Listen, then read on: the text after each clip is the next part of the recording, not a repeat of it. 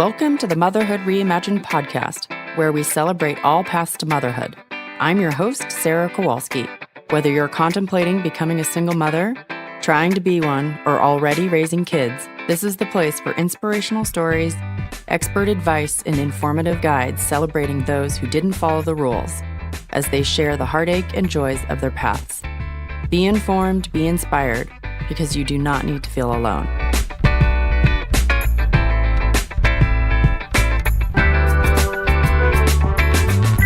Hey everyone, welcome to today's show. I just wanted to make a couple announcements before we get started.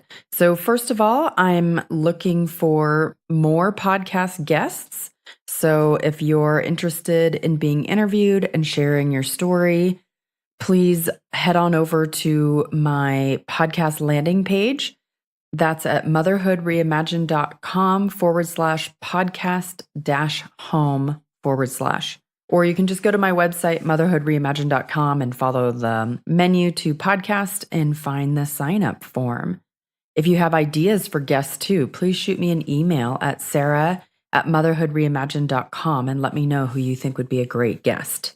The other announcement is that the Tribe Signature level membership is now live. You can go to my website again and follow the links for membership and go ahead and sign up. Right now I have a Thinkers Triers group and an egg donation, embryo donation support group. In these groups, you get weekly access to me via video call with the rest of the group, an online community to talk about what's coming up for you, as well as tons of done-for-you research and reflection exercises and really everything you need to kind of help you navigate this choice and this process without feeling alone. So I hope you will join me. Now let's get started with our guest. This week, I'm joined by my friend Joanna. I'm really excited to dive in. I know we're going to talk about her need to have a reduction of one twin who is genetically abnormal, as well as her choice to have two children, one via egg donor and one with her own eggs, and what that's been like for her. She has a really unique perspective, so I'm excited to dive in. Let's talk to Joanna. Hi, Joanna. Thanks for joining me. Hi, Sarah. To get started, I always like to ask people, as a child, what did you expect for your life? And in particular, around kids and career and that sort of thing. I mean, I always expected to get married and have two kids. Like that was always the plan. I was an only child and did not like it. So having more than one was always super important to me. Career, both of my parents were career parents. And they didn't seem particularly happy, which they kind of weren't for multiple reasons. And so I think I started associating having a really intense career with being unhappy. So I was like, I'm not going to do that. But yeah, so I think that's as much as I can remember. Okay. And tell us a little bit about how life turned out and how you became a mother. Life turned out differently. As it does. Yeah. So I had boyfriends, I was engaged once, but, nothing sort of worked. And I always had thought, well, if I'm single at 37, then I'll just have kids by myself. And then I sort of got close to 37 and it felt a whole lot younger than it had when I was 30. So I kept pushing it back, like 38, 39. And then finally, right before my 40th birthday, I started realizing that I needed to really think seriously about whether I was going to do it. My mom's sister had her kids naturally at 38 and 42. And so in my head, that was sort of my genetics. So I was like, it's not going to be a problem. I can wait, right? Because this is how it is in my family. And so the first step was literally right before I turned 40, getting labs done. And I got the lab work back the night before my 40th birthday. And I remember I opened it, I have Kaiser, so you get the email saying you have new test results. And I opened it in a bar and saw my FSH. Oh, no. And it wasn't pretty. And so that sort of any ambivalence I had went away immediately. There's nothing sort of like the specter of not being able to get something you want to make it really clear whether or not you really want it. And so I sort of immediately found an acupuncturist who specialized in fertility, and I took herbs and started taking thyroid supplement and just sort of really dove into the process. starting with a few rounds of IUI. I'm 40 at this point. So a few rounds of IUI, which were all unsuccessful. And then I needed to have surgery for a fibroid because my doctor said, I'm not giving you hormones until we treat that. So I had surgery the day after Thanksgiving. I didn't tell anyone in my family. My friends knew. In fact, I think you picked me up from that surgery, Sarah. I think I did. Yeah. I think. I know I came to your house that night. Yeah, I think you picked me up from the hospital and picked me up from that surgery. And so I had to recover from that, which luckily my uterus did great. And went to Hawaii for a week and went diving the whole time, and then came back and did my first round of IVF and didn't produce. It was a low producing cycle, but I did get 4 embryos. And because of my age, they just put them all in there. And I ended up pregnant with twins on my first cycle. So this is now January. My first IUI had been the previous April. And in there, obviously, before the IUI, I had picked a sperm donor. I don't know if you wanted to talk about, I don't know if you want to talk about that. Sure. Yeah. How did you pick your sperm donor? How did you feel like that was, what was important to you and how did you pick that donor? I found picking a sperm donor really brings out your biases. And for me, I really wanted someone with sort of artistic and musical talent because I don't really bring that to the table. And I was like, I don't really care kind of the way they gauge intelligence when you pick a sperm donor. Sort of they ask you about, I think, like SAT scores and grade point average in school. And I was like, I don't care. I was good at that stuff. I don't care about that. And so I used what I now realize was it was a local San Francisco company that had fewer number of donors than I think if I used a larger sperm bank. And so that actually helped because my choices were more limited. But as it turned out, I did really care about sort of school grades and things. And there weren't a lot of sort of non-Northern Europeans in the pool. So I ended up with a list based on what I could find online of maybe 8. And then I went into the sperm bank where they had the binders with the full profile and just sat on the floor and read them all. And I kind of narrowed it down pretty quickly. I thought I only had access to a kid photo, but really I had access to an adult photo, which I didn't even see until I think after either I was pregnant or my son was born, because I didn't know it was there. I'm not sure had I seen the adult photo, whether I would have made the same choice. But yeah, and I remember I was still internet dating. And so I would have like OkCupid open and the sperm bank tab. And I was like toggling between them, thinking like, this is really weird to be like picking both of these things at the same time. Right. Interesting.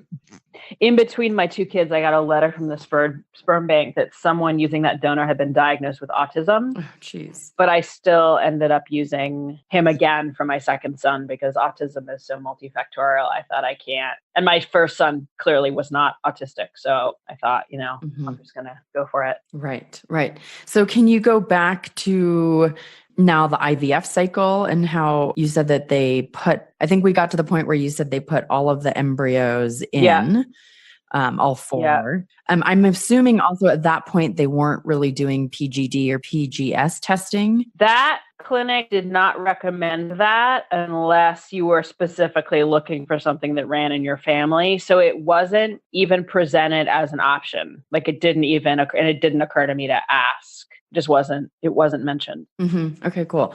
And so what happened after they put in the 4 embryos? So 2, I got pregnant with twins. And in order to do genetic testing for twins, you can't do the blood test. You actually have to do either you have to do CVS if you want to do it early, which I did. And so at around 14 weeks, they did CVS and saw something on the scan at that time that made them concerned that one of them might be genetically abnormal. And when the results came back, that twin had trisomy 18, which is Edwards syndrome, which is known as a lethal anomaly. So those babies are either stillborn or they die in the first year. They have, multiple medical problems across all body systems. So this was not a child that was ever going to live. And the doctor actually said, I've never seen this before in twins where one's healthy and one is not. And he actually recommended that I do nothing. He's like, most likely he'll die. He or she, I opted not to know the gender, will die in utero, but that was not something that I could cope with. So I elected to have a selective reduction of of that twin, which unfortunately also puts your pregnancy at risk up to 24 weeks. So I went back and acupuncture and herbs and sort of, waited with fingers crossed for that 24th week to come. And I think it definitely impacted like how attached I became to the surviving baby and the pregnancy, because I know what was going to happen. And you never know what's going to happen. But in this case, I definitely sort of kept my distance from the pregnancy. Mm-hmm, mm-hmm. Yeah. And can you talk a little bit more about how the reduction went and how that was emotionally for you? Yeah. I mean, I think as a physician, I can sort of switch into medical mode really easily. So for me, it just became sort of, okay, what do I need to do now from a medical perspective? I got the call when I was at work. I was in the middle of a meeting and I just went back and I finished the meeting. And then I did go home early. But by the end of the weekend, I was like in sort of, pragmatist mode. And all I wanted was the reduction to be done. And so I had to sort of beg them. I'm like, I want it done. I think they did it that next Friday. And so for me, I think I don't even know if I ever cried. I think one of the things about having kids late is you tend to have a lot of friends who've also struggled with getting pregnant. And I myself, like two of my closest friends from high school, had to do multiple rounds of IVF. And so for me, I couldn't muster up a lot of sort of pity for myself because I only got to have like one healthy baby. Like here I was, one round of IVF. I had one healthy baby. Like I couldn't get that upset that I also couldn't have two. Like I couldn't find that within myself. It just was like, well, this is unfortunate. And the most unfortunate thing was, putting the other baby at risk. And I think I had been ambivalent about twins as a single mom because it seemed so overwhelming. So it wasn't that I was relieved. It was just reality. And I just wanted it. I just wanted to move on really as quickly as I could. Right, right. And had you been, since you didn't find out until 14 weeks that one of them had the trisomy, had you been telling people that you were pregnant with twins? Yeah, everyone knew, including my family. Wow. And how was that? Yeah, I can imagine that would have been really uncomfortable afterwards, having to explain to people and people not knowing. And how did you deal with that? I'm trying to remember. I think to some people, I just sent an email saying like, this is what's happened. I don't remember how I handled it at work because I had told a lot of people at work. And I think like other people would find out and say, oh, here you're having twins. And I would say, no, there's just one now. And I think I just told everyone right away just to have it be done. And then it was done. Mm-hmm, mm-hmm. And can you tell us a little bit then? I know you had a second child. So can you tell us, and that you had kind of always thought about having a second child from the time you were a little kid. Can you tell us a little bit about how you made the choice to have a second and what that process was like as well? Yeah. I mean, my first child has never been sort of an easy child. So the idea of even having to ponder it was really overwhelming. And I first went back to the fertility doctor when he was 9 months old for the first conversation. But I was at that point had turned 42. And I knew that I just didn't have, like, there was no luxury of thinking I would wait a few years. Like if I wanted to do it, I had to do it. And so I just sort of, again, went into sort of practical mode and was like, okay, here we go. And it was exhausting because I would take time off work to drive, to go to the doctor. I think we started with rounds of IUI again when he was 11 months. I was back working, full-time work, and I would just take time off and drive to the doctor and drive back and then pick him up from daycare, and of IUI again that did not work, and then opted for IVF.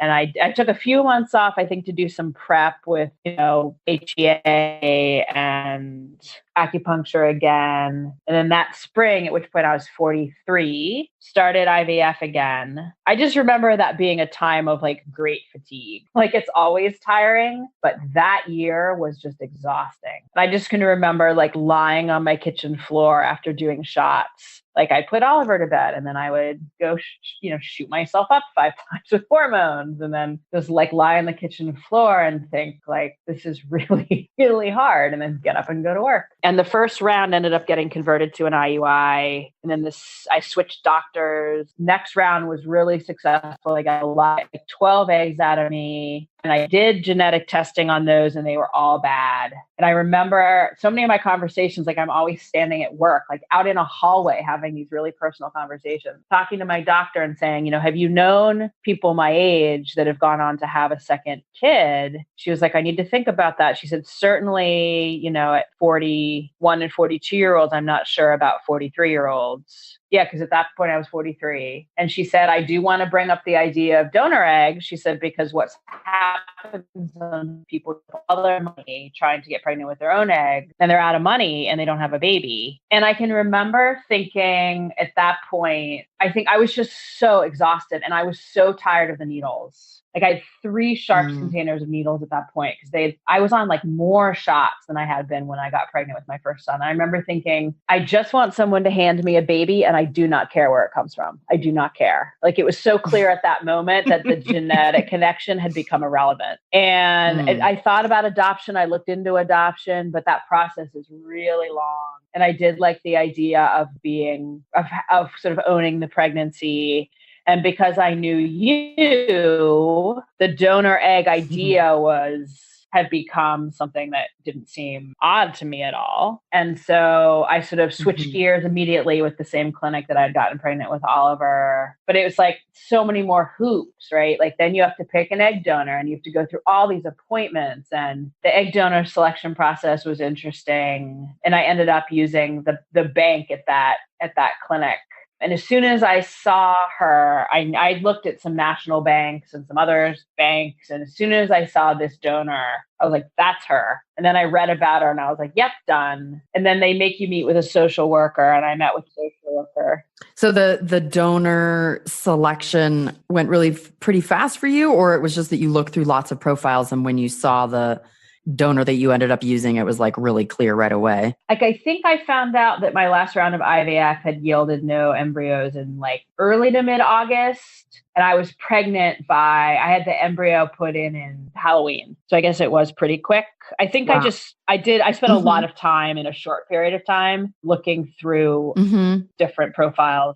As soon as I saw the one that I used and read about her, I was crystal clear that was the one. And I used a frozen, not a fresh, because I only wanted one more. Oh, right. I didn't need to have leftovers, although I still pay for them to be frozen. Right. Right. I can't quite part with them, even though I'm not going to have a third child. And so, so they, I picked her and they, defrosted and we had a lot of good looking embryos and I got pregnant the first one. They only put in one. I'm like, you're only putting in one. And I got, they put him in on Halloween. I did not know the gender at the time. And pregnant immediately. Awesome. And so when you say you saw the donor and you kind of knew immediately, do you know what your criteria were that you were looking for egg donor? And how did that differ, do you think, in terms of looking for a sperm donor? I mean, I think because I nailed down the art and the music already. So I think I was just looking for someone, smart that looked relatively like me so that he might appear to be, so that one could think he was genetically mine. And so it was mainly her smile. She had this big, wide smile. And I thought, you look like someone I would want to be friends with. You look like someone I would trust with my kids. And then I read her profile and I was like, I really want to be friends with you now. And she also was very athletic, which is not something that I brought to the table. So I thought, well, that could be interesting to have an athletic child. But mainly I just wanted someone, like, I think one of my criteria for both egg and sperm, I wanted sort of a happy person, and I'm kind of a less so now, but I always could have classed myself as kind of a moody introvert. So I'm like, I wanted like happy-go-lucky donors. And so she was oldest of 6 and I just liked the way she thought about things. She seemed like a really lovely human. Nice. And what was it like trying to decide to have a second child via egg donation when the first child had been genetically related to you. Do you think that brought up anything for you? It definitely took a minute. I remember, I'm sure we talked about it. And I know that I posted on the National SMC forum and discovered that quite a few women, because, women tend to wait until they're older to have kids on their own, had done the exact same thing and had to use an egg donor for their second child. And they all said exactly what you had said, which is you don't care, right? You have your baby and the genetic connection is irrelevant. And I believed that. And so I think because I was so tired and I think adoption would have anything. I was like, I just want the baby. Like I don't want to work so hard. Like I just want it done. And I think because I had one that was genetically mine, the idea that the second one wouldn't be, I did think about how I would explain it. I wasn't worried about how I would feel. It was more sort of, would the second child feel like he wasn't really mine or feel somehow lesser than my first one? Like, how will I handle making sure that he feels like he's no different? That was sort of my only concern. Mm-hmm.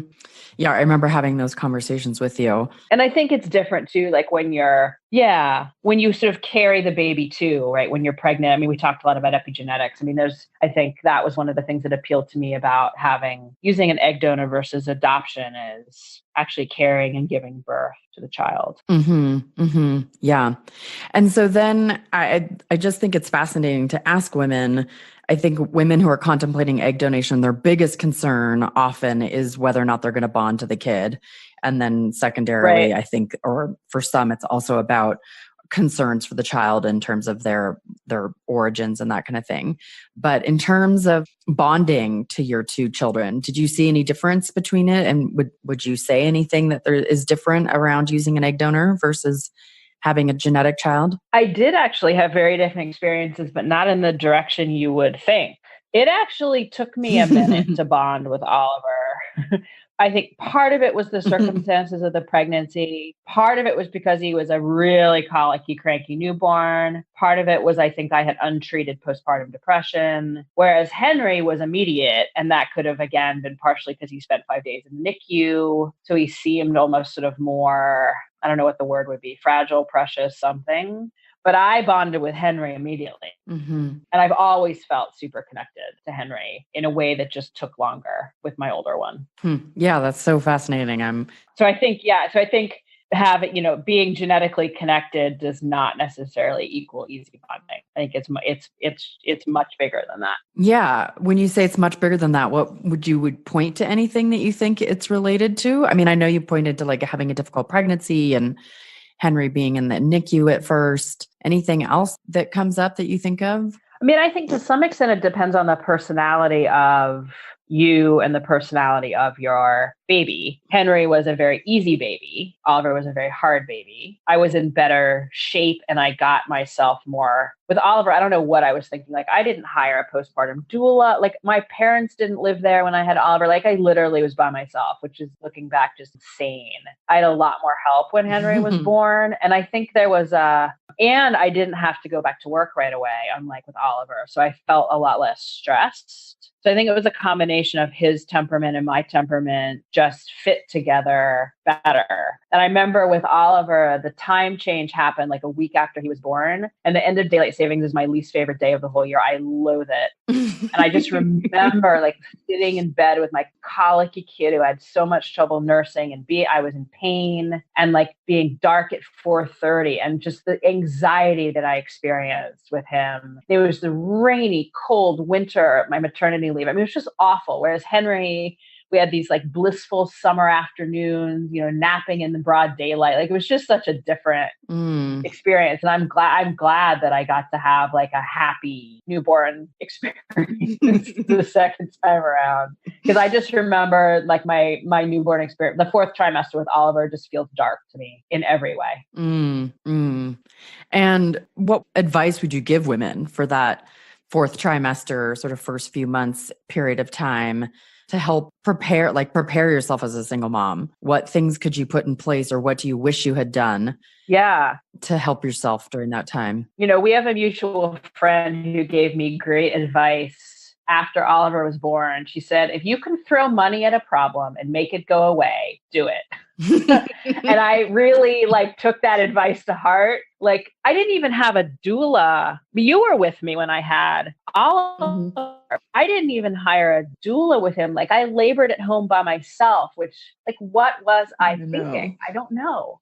But like buy yourself all of the help that you can. Get a doula, get a postpartum doula, line it up ahead of time. If you can get an au pair or live in childcare, do it. Just like make your life easy. Like either do a meal train or the meal plans, like Munchery was still in business when I had my kid. Like make your life as easy as you possibly can. Get all the help that you can afford or that can be provided to you by family and friends. Because it's particularly with your first child, it's extremely disorienting. Like it's because your hormones are going crazy. I mean, and you're exhausted with a second kid, like you're already so tired from your first kid that the lack of sleep doesn't hit you as hard. It's much less disorienting the second time around.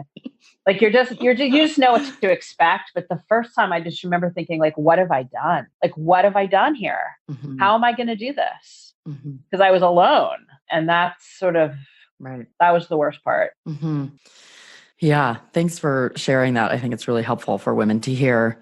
And so how have you managed to build support for yourself? How did you build that support network when Oliver was first born and then after you had two? And what advice would you give to women about building sort of longer term support, not just the like immediate postpartum? Yeah. I mean, I was lucky with Oliver. Like I had, like my work was really, really supportive, both my boss and my team, which makes a huge difference. I became part of a mom's group both times, which was huge. I'm no longer in touch, interestingly, with the mom's group from my second one because it's different the second time. Like you somehow don't need it as much. But I am still in touch with everybody from the first, and that made a difference. My mom and stepfather moved up when Oliver was about 9 months old or maybe 8 months old. So they helped out a lot, but it is very isolating, especially like I'm a super introvert. And so that I found that to be the really difficult part of parenting is you're sort of torn between wanting support and then not really feeling like you want to always be around people because you're always around this tiny person who constantly needs things from you. And so I always found that to be a hard line to walk. And I think I found that making new friends after I had Oliver, like except for maybe my mom's group, was difficult because my emotional bandwidth was so limited. So like connecting with new people was just too exhausting for me. So I don't necessarily know that I think you're a much better example of how to build community than I was. And I think now, I just, as you know, moved to a cheaper part of California last summer. And I don't really have many friends here. Like I have a couple, but I'm mostly by myself. And then I talk to my au pair, but that's kind of it. And that's honestly like now that my kids they're 2.5 and 5.5 and both really verbal. I'm like so exhausted by them that I don't really want to talk to anybody, which sounds crazy because I don't really have any support. But I just like can't, I just need my introvert time so much. Mm-hmm. So it is, I think I also have just gotten used to the isolation. And I think now that they are, but it's also sort of now that they are verbal, it's a little less lonely than having infants and the pre-verbal kid. So it's like they suck up all my introvertness. They don't necessarily provide me with support, but at least it's conversation of some form or fashion. Right. But I actually like spending my days by myself. Right. Yeah, I feel similarly. But it is hard, like when you have a challenge or even like yesterday, I did a bunch of planting in my front yard and there was like no one to tell me that it looks pretty. I'll be like, Oliver, did you see the plants? There's like no one to tell you that something you did looks nice. And if something's hard, you kind of have to figure it out by yourself or you find like a website. A lot of my support comes from websites. But it's kind of bad. I feel like I'm very sort of out of practice in the social realm because I just don't do it so much anymore, especially now that I'm sort of on hiatus from work. Like, do I know how to have a conversation? And then I find that as a single parent, to some extent, you get a little bit left out of the normal family trappings because people don't really know what to do with you. Like, how do you invite a single mom to a dinner party? Right? How do you go on vacation with a single mom? Because like, who's the husband going to talk to? So it's... Yeah. I definitely feel that. And can you talk a little bit about like the process of returning to work with, I know that was, you mentioned it a couple times in reference to Oliver, and I don't know really how that evolved with Henry, but can you talk about that? I know you returned to work when Oliver was really young. How did that go, and how did you make that work, and what were the things you sort of did to make it feel possible or to survive it, I guess? Yeah, I mean, so I went back, I worked for the school district, so we got a lot of leave and I'd just been hoarding it. So I was able to go back for a couple of months at 3 days and a few months at 4 days and then full time at 5 days, at 9 months. And I hadn't planned childcare before I had him, which in retrospect is insane. So I ended up going the nanny route, but I really wanted him in daycare because I wanted him, since at that point he was an only, and at that point I thought he might stay an only child. I wanted him kind of socialized from a really young age. So I did a nanny share, and then he went into daycare at maybe 9.5 months, but only 4 days a week because my mom had a day with him, which was really great. He had grandma day on Fridays. But I think, and I really couldn't have asked to go back to sort of a more accommodating, kinder job, but it was stressful, mainly the sleep. Because I was, I had the type of role there, I led a team and I had to be in meetings and I had to be functional. And I remember sitting in meetings the first few months and thinking, I don't actually know what people are talking about. Like I understand words, but I don't know what's going on. And I just faked it. I faked it for months. And it was just so hard to track conversations. I was so tired and I sleep trained. So he went, he slept through the night starting, by 6 months, he was sleeping through the night. But like that, getting him to that point was really, really, really, really stressful. And just not having, having no one to, no one else was, and he was very formula fed because I had so many nursing. So someone else could middle of a bottle, but there wasn't anyone else. And then the exhaustion definitely like affected my relationship with him for sure. And just the stress of having to manage everything. Yeah, it was really hard. And with Henry,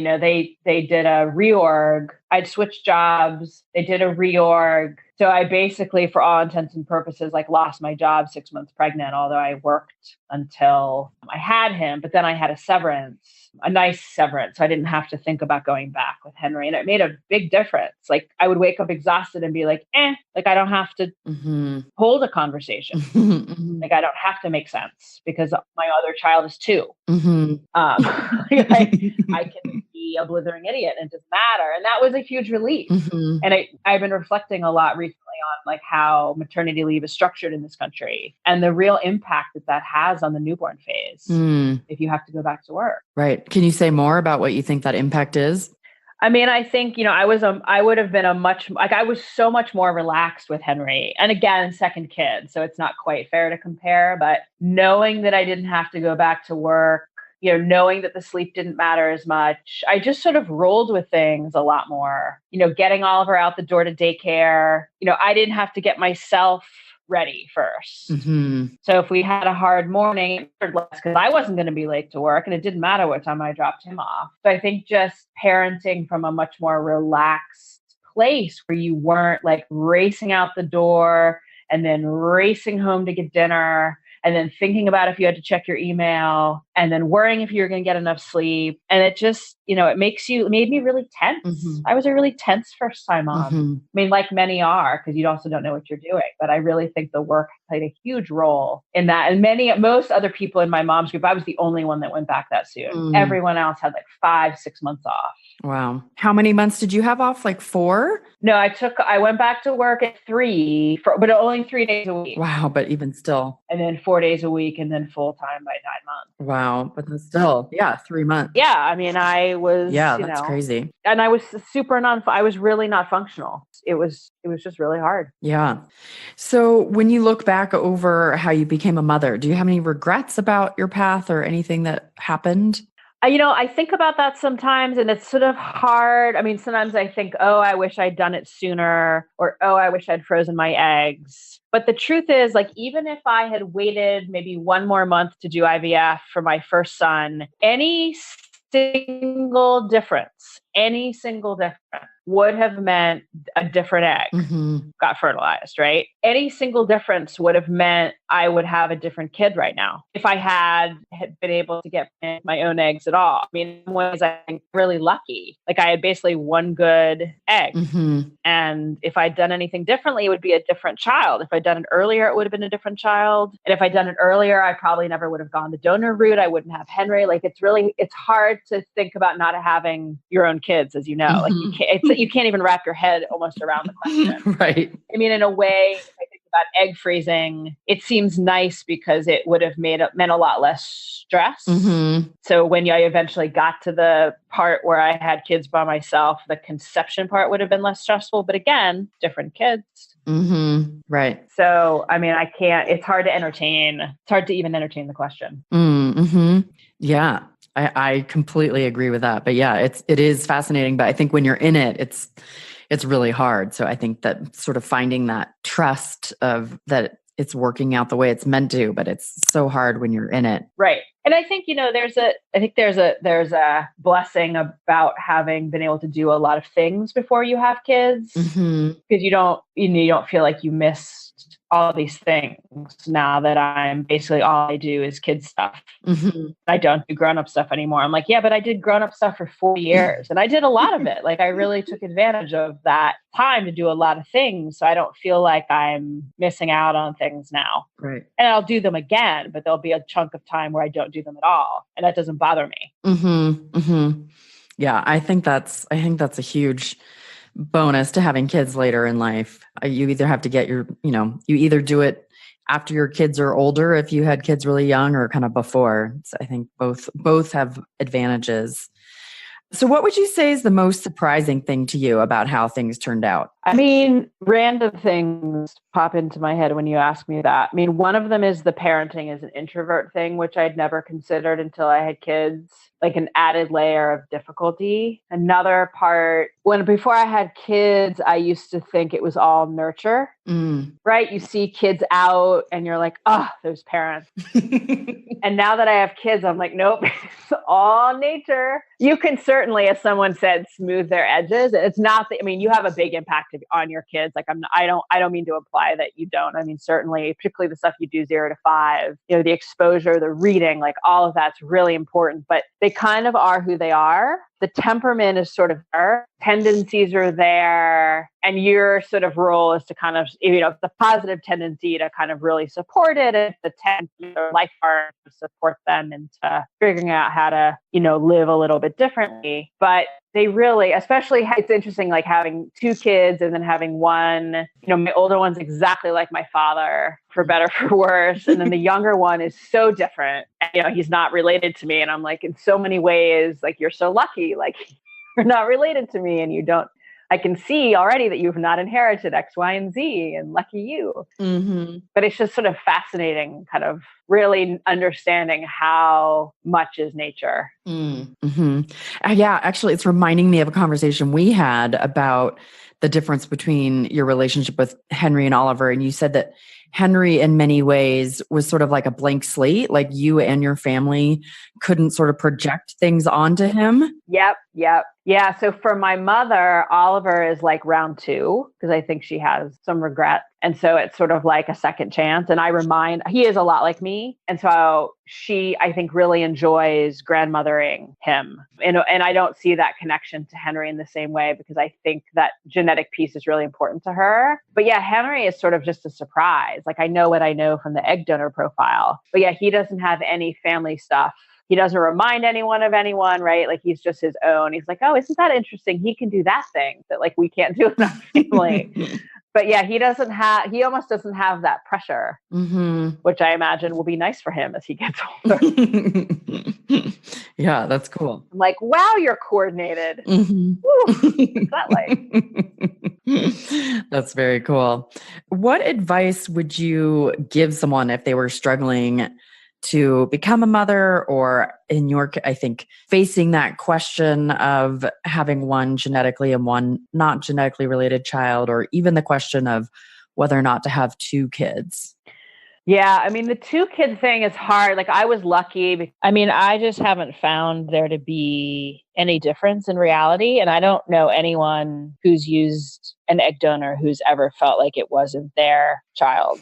I would say if you Hmm. want to have 2 kids and egg donation is the way to get there, get there. It honestly doesn't matter to me at all. Awesome. Okay. Thanks for representing that, because I feel like that's part of my mission in life. Yeah. So I just like people to hear it from so many different people in so many different ways. I actually feel like immense gratitude because that technology, as you know, has not always been available. I mean, it used to be that if you couldn't use your own eggs, you didn't have kids. So I am Hmm. extremely grateful that that exists as an option. I'm extremely grateful to my egg donor. I mean, I feel very lucky. Mm-hmm. I can agree with that. And what advice would you give someone if they were deciding whether or not to have 2 kids? Yeah, I mean, that's a hard one because a friend gave me advice thinking about, the early years are hard, like 0 to 5, 0 to 6. I'm upping it to 6 now that I have a 5.5-year-old and it's still hard. 0 to 6 it's hard. And there's sort of no getting around the fact that small children take a lot of energy. My friend said, you're having your kids not because of their early years, but because of who you want to have Thanksgiving with when you're 70. And it's true. Like, no one's like, Mm. I know what I want is, a whole bunch of toddlers. Like, that's just difficult. And so for me, I ask myself the question, in 5 years, what will I wish I'd done? And the answer was very clear. Like, I would have wished that I'd had a second one and just dealt with the difficulty. It's really hard. Like, it's exhausting. I don't regret it at all, but you have to kind of be able to sit with that for a long period of time. And parenting a preschooler when you have a baby is challenging. And I think, there's the financial piece. I had financial help from family, which really made all the difference, both being able to afford doing IVF a second time and then, covering sort of education costs. And I think, money is definitely not everything, but I think asking yourself, is 2 kids going to stretch me so thin that I feel such a high level of stress every day that it just impacts my mental health? I mean, I don't know. I mean, that's a reality that you would definitely have to consider. And then thinking about help, will you have family help, friend help? What's your support system look like? And being really clear with everybody. I think it's easy to assume that you would get a lot of help, but that doesn't mean everyone's prepared to give the help that you might think. So I think being clear, like, what kind of help would you be able to provide with me, and kind of getting that all out in the open ahead of time. And then financially, could you buy more help if you needed to? And a pair is a great thing when you have 2 kids. It's kind of cost effective when you have more than one kid. And having someone live with me while there's challenges to that is really helpful, as, just knowing there was backup, if there was an emergency and there was another adult in the house. So I think, like, really planning through on a day-to-day basis, like, how it will work, and getting it all clear ahead of time and having conversations ahead of time, running the numbers. I moved to a totally different city for cost of living reasons because I realized, having 2 kids in the Bay Area, like, what am I doing here? Hmm. So I moved to Sacramento, and it took so much of the financial pressure off of me. And I'm a happier person. I'm a better parent for it. Like, can you move, right? If it's expensive, just give it a lot of thought. Awesome. Awesome. That's really great. What do you like least about being a mother? I mean, I think what a lot of parents, even, married couples would say is you kind of lose yourself there for a while when they're really little, because it's kind of all you do is, they need you for everything. They want a piece of you at all times. So I think it's sort of the lack of space, the lack of freedom is the hardest. But I think of it, like, I plan to live to my mid to late 80s. That's my plan, knock on wood. And so, they're young for, a decade of that, say even less. Like, that's a really small amount of my life that I don't have a lot of freedom. And it's, small price to pay for having kids. But I think just being kind of on lockdown for years is hard. Right. And what do you love most about being a mother?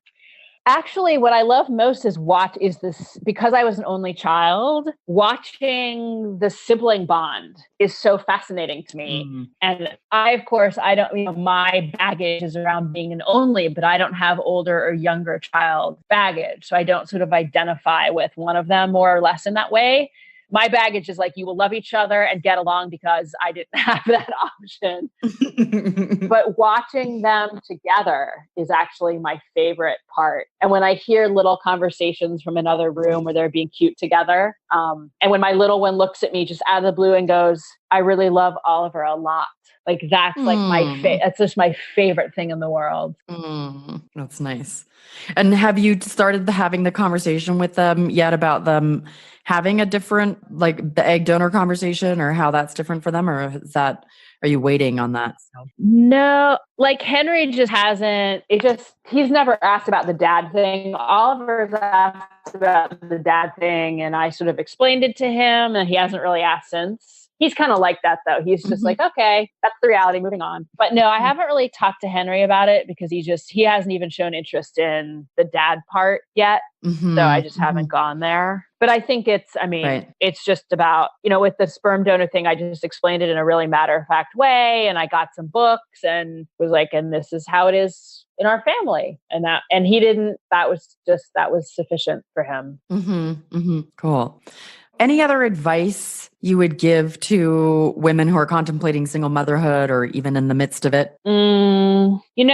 Yeah, I always laugh when people talk about self-care. I think we all do. We're like, self-care, you're hilarious. I have small children. But honestly, like I can remember when I lived in Oakland and I had Henry and I was working in a co-working space that was across the street from the Oakland Y. And, the Y is expensive in the Bay Area. And I didn't join because I'm like, I can't afford it. And in retrospect, I think, what an idiot. Like of all the ways to spend $90 a month, like exercising at that point would have been really, really good. Like it would have really changed a lot of things. So I think, your sanity is really paramount, and doing things that help, for me, sleep training was a big piece of that. I'm like, if I'm not sleeping, forget it. So sleeping and exercising, there's a lot of ways to do that at home too, but, paying for childcare so that you can, I'm a big proponent of exercise. So yeah, going to the movies is good, but getting regular exercise is probably the most important thing for yourself, or whatever, your self-care regimen is. And, invest in that, because you don't want to kind of look back at those years. You always look back at the little years as being hard, but they are easier if you are taking care of yourself. When you're working 9 to 5, that's really difficult. It's really hard, but try to figure out ways to be really good to yourself. It really is critical. I think that's phenomenal advice. Thank you. And anything else you want to add before we wrap up? Go for it. Do it. just do it. Just say yes. Do it. You can do it. You can do anything. Yeah. I guess we haven't really talked. Yeah. What do you feel? How do you feel about being a single mom? What's your thought now that you're several years into it? It just always cracks me up when people are like, oh my God, and my husband was out of town this weekend, or, like it was so hard. I'm like, yep, it is. It gives you great, like you feel very powerful. It's a very empowering thing because you're like, I can do anything. Like I can do anything. I have visions of like, what if I met someone and he wanted to adopt my kids? Could I ever feel like they're not only my kids? Right? Like if you weren't there for like 0 to 6, do you get to lay claim? Like I did all the hard work. They are mine. I think a lot about that now. I'm like, could I ever like allow anyone to claim parentage to them? I don't know. But it just kind of makes you feel like a badass because you are. Yeah. I feel that way, but yeah, that's very cool. Okay, awesome. I think that's everything. Thank you so much for your time and for sharing your story. I think it's a very unique story that's wonderful for people to hear. So I really appreciate it. Thanks for having me. If you liked today's episode, please head over to iTunes or Stitcher to subscribe and leave a review. I so appreciate your support to spread the word about this project. If you'd like to hear more about my journey, please read my memoir, Motherhood Reimagined, When Becoming a Mother Doesn't Go as Planned. It's available everywhere books are sold. Bye for now.